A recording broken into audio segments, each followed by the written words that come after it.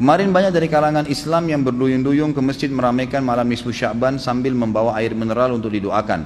Ada yang baca surah Yasin 3 kali berjamaah dengan diniatkan untuk panjang umur, memperoleh rezeki dan mendapatkan husnul khatimah. Ada juga yang dilanjutkan dengan sholat sunnah.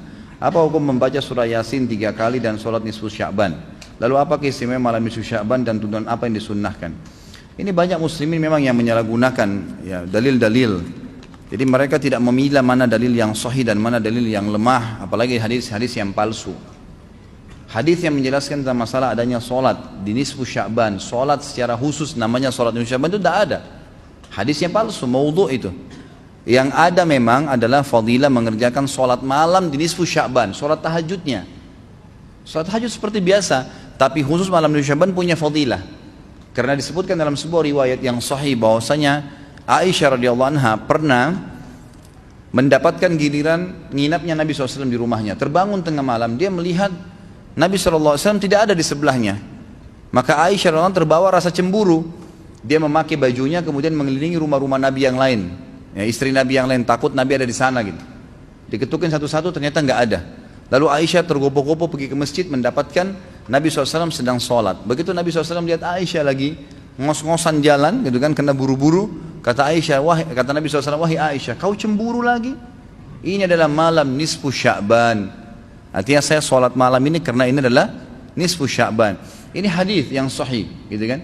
Dan memang dianjurkan oleh para ulama, mereka mendirikan sholat malam di malam nisfu Sya'ban itu sholat tahajudnya. Tidak ada malam khusus, tidak ada sholat khusus namanya malam nisfu Sya'ban. Di siang harinya dianjurkan seseorang berpuasa. Karena Nabi SAW memperbanyak puasa, terlebih lagi nisfu Sya'ban itu, ya, kenanya malamnya itu berarti puasa tanggal 14, kalaupun nisfu Sya'bannya malam hari ke-15, dan kita tahu ada puasa Iyamul Bid, ada 13, 14 dan 15, itu kita dianjurkan puasa 3 hari, kan gitu.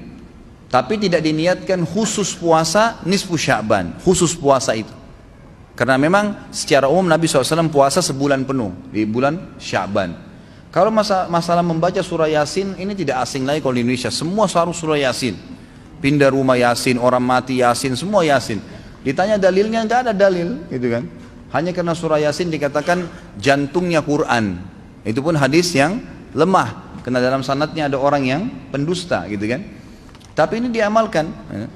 Kalau kita mau mengaku pengikut Nabi Muhammad SAW yang murni, maka tidak mengamalkan apa yang tidak dicontohkan oleh Nabi SAW. Apalagi membawa air, kemudian secara khusus dibacakan atau dihidupkan dengan surah Yasin, belum pernah ada contoh. Belum pernah ada contoh.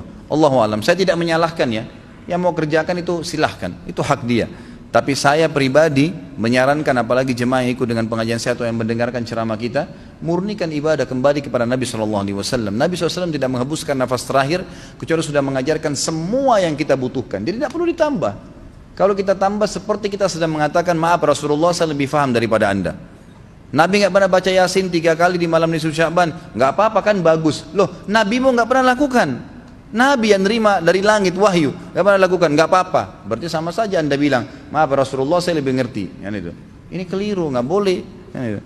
Jangan tambah-tambah agama, biarkan dalam keadaan murni. Sedangkan murni saya sudah banyak sekali yang kita bengkalekan, apalagi kalau ditambah-tambah. Gitu.